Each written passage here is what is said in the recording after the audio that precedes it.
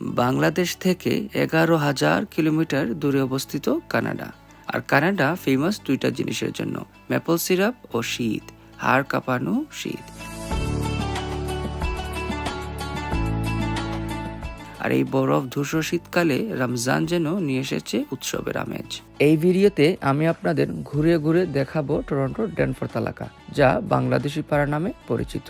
আপনাদেরকে নিয়ে যাব এখানকার পুরনো কিছু গ্রসারি স্টোরে, আড্ডা দিব প্রবাসী ভাইদের সাথে, তারপর ঘুরে দেখাবো এখানকার ইফতার বাজার ও টরন্টোর সবচেয়ে বড় মসজিদ। ড্যানফোর্থ টরন্টোর বুকে যেন ছোট্ট একটা বাংলাদেশ। কয়েক বছর আগেও এটা একটা ডেড স্ট্রিট ছিল, কিন্তু প্রবাসী বাংলাদেশিদের আনাগোনায় এই রাস্তাটা এখন জীবিত বাঙালিয়ানায়। এখানে ইন্টারেস্টিং কিছু জিনিস আছে, যেমন টরন্টোর সবচেয়ে পুরনো দেশি রেস্টুরেন্ট, সবচেয়ে পুরনো গ্রোসারি স্টোর ইত্যাদি। কিছুক্ষণ হাঁটলেই চোখে পড়ে বেশ কিছু মানি ট্রান্সফার অর্গানাইজেশন অথবা এমটিও, যেখান থেকে প্রবাসী ভাইয়েরা তাদের প্রিয়জনদের খুব সহজেই বিকাশে টাকা পাঠিয়ে থাকেন।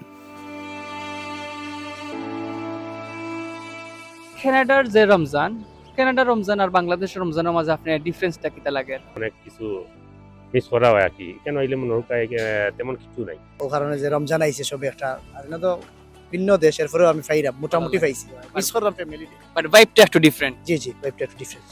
আর কোন জিনিস সবচেয়ে বেশি মিস করা? ফ্যামিলি ছাড়া তার পরিবেশন তৈরি করা। ইফতার বেশি মিস করা। জি জি। ডিফারেন্স নাই তো কিছু একটা জল লাগের ভালো লাগে রয়েছে না তো, দেশের বাড়ি তো হলা আছে, ভাই বোন আত্মীয় স্বজন। উলি উলিটা মিস করা নেই। জি হয় এমনি তো ইফতারের জহর আর সবচেয়ে বেশি কিতা মিস করা? মিশরি আর তো আনন্দটা জহর। শুধু আমি না, এখানে পাকিস্তানি কমিউনিটি থেকে শুরু করে সব কমিউনিটি রমজান উপলক্ষে বিশেষ ছাড় দেওয়া হয়, কারণ এটা একটা কালচার করে উঠছে এখানে, এবং এই কালচারটা গুড কালচার।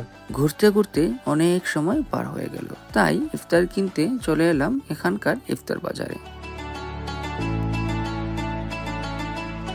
এখানকার ইফতার বাজারও চপ থেকে শুরু করে হালিম পর্যন্ত ডেলিশিয়াস সব ইফতার আইটেম আছে, সাথে আছে মিষ্টি ও দই।